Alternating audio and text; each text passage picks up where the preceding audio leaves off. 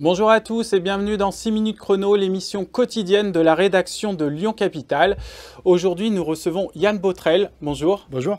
Alors, vous êtes hypnothérapeute, addictologue et adjoint à la culture et la communication à la ville de Charly, donc une ville de la métropole de Lyon, au sud de la métropole de Lyon. Et avec vous, on va parler de la pratique du chemsex, qui associe le sexe à la drogue, en gros, et vous alertez sur le fait que c'est une pratique très dangereuse. Expliquez-nous. C'est ça. Alors, le chemsex, pour expliquer un petit peu mieux ce que c'est la contraction de chemical sex, le sexe sous drogue, ou prendre des substances psychoactives dans le but d'intensifier, de prolonger ou de favoriser les rapports sexuels. Le sexe sous drogue, ça a toujours existé en réalité, sauf que depuis 2010, l'époque où on commence à voir ce phénomène qui nous vient des pays anglo-saxons, on s'aperçoit qu'il y a des pratiques très dangereuses du fait de plusieurs choses. D'abord, l'apparition de nouvelles drogues, qu'on appelle les nouveaux produits de synthèse, qui sont fabriqués dans des laboratoires chinois, et puis l'arrivée d'Internet, puisque aujourd'hui, se procurer ces produits sur Internet, c'est très facile et c'est pas cher, et puis les sites de rencontres géolocalisés, et tout ça fait qu'il y a des pratiques de sexe sous drogue qui se sont développées, principalement dans les milieux sexuels, mais pas que, justement. Et c'est un grand danger parce qu'il y a des décès chaque année, et notamment dans la métropole de Lyon, du fait de cette pratique. Donc il y a une augmentation significative là ces dernières années. Alors c'est très difficile d'avoir des chiffres parce que l'État nous parle d'une vingtaine de morts par an, sauf qu'on sait que par exemple dans la métropole de Lyon, on a eu en 2017 une vingtaine de décès rien que liés au chemsex. Donc c'est difficile d'avoir des chiffres. Une vingtaine de décès uniquement liés à cette pratique. C'est ça. Alors il y a eu des enquêtes de l'ARS, l'Agence régionale de santé, qui en ont authentifié 8 ou 9, mais enfin on sent qu'il y a quand même des choses compliquées, on a du mal à avoir des données. On sait qu'en France il y a à peu près 500 overdoses par an, on sait que le quart de ces overdoses sont liées à des opiacés, c'est-à-dire morphine, héroïne, et le reste...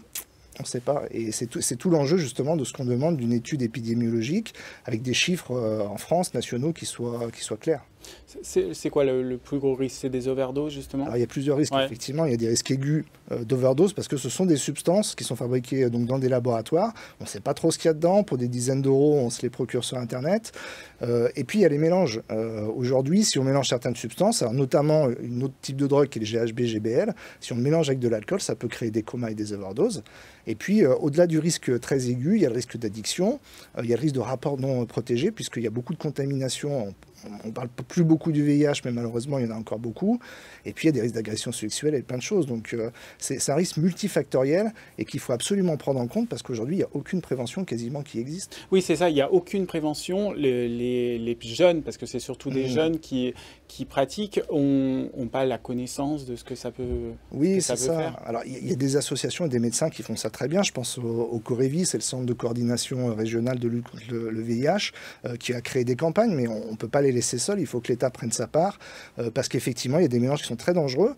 Et puis, on s'aperçoit aussi qu'il y a une porosité des pratiques, notamment du milieu sexuel au milieu hétérosexuel.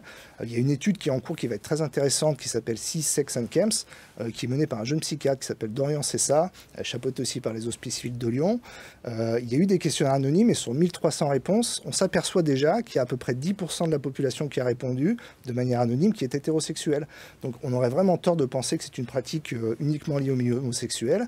Et puis on voit des gens de beaucoup plus jeunes aussi, parce qu'avant c'était plutôt des quadras, des quinquas, qui devaient aller sur des lieux de deal pour se procurer les produits. Aujourd'hui il y a beaucoup d'étudiants, on est plus passé sur une tranche 20 à 30 ans, qui prennent les produits sur Internet, et sans vraiment savoir ce qu'il y a dedans. Je regardais dans certaines études aussi, augmentation des IST. Oui, absolument. Ouais. Le risque d'infection, parce que ça favorise les pratiques non protégées. Donc le sida, aujourd'hui en France, il y a un Français toutes les heures qui apprend sa séropositivité. À l'heure où je vous parle, il y a à peu près 30 000 personnes qui sont contaminées par le VIH sans le savoir en France. Donc c'est vraiment un enjeu, et la prévention n'existe plus pour le sida, on n'entend plus parler. Oui, parce que vous dites une personne toutes les combien? 30 Toutes les heures. Toutes les heures qui l'apprenaient, mais il y en a beaucoup aussi qui ne le savent pas. Oui, c'est un vrai enjeu. Et puis, il n'y a pas que le sida, il y a les hépatites, syphilis, il y a tout ça. Donc, c'est un vrai enjeu de santé publique. Et comme vous dites, le problème aussi, c'est la prévention. Il n'y a pas du tout assez de prévention autour de ces pratiques. Et vous dites autour du VIH, du sida aussi, pareil. Oui. Il y a un laisser-aller. On a beaucoup parlé de la Covid pendant 2 ans, donc à juste titre, c'est une pandémie mondiale.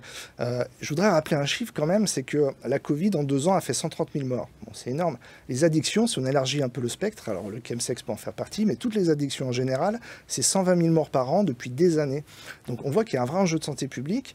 Les addictions, le VIH, les infections sexuellement transmissibles. Et c'est vrai que c'est des sujets qu'on a un peu oubliés, qu'on a mis de côté. Vous faites partie de l'association Élus locaux contre le sida. Oui. Vous travaillez beaucoup sur ces sujets-là, oui. L'ensemble des sujets sur lesquels vous travaillez? Oui, bien sûr. Alors, qui est présidé par Jean-Luc Romero-Michel, donc qui malheureusement a vécu dans sa vie personnelle un drame, puisqu'il a perdu son mari Christophe en 2018 d'un chemsex. Et aujourd'hui, on travaille sur ces sujets-là, le sida en général.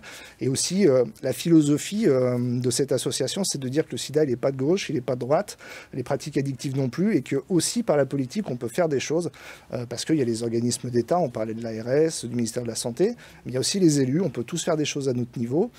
Et puis avec ce message aussi que je trouve très bien, qu'aujourd'hui la politique elle est très décriée, et parfois à juste titre, on s'en est un peu donné la peine, et de dire, ben voilà, pour des causes justes, on peut se mettre à gauche, on peut se mettre à droite autour d'une table, quel que soit notre bord politique, et faire des choses concrètes pour agir et relancer la prévention contre tout ça.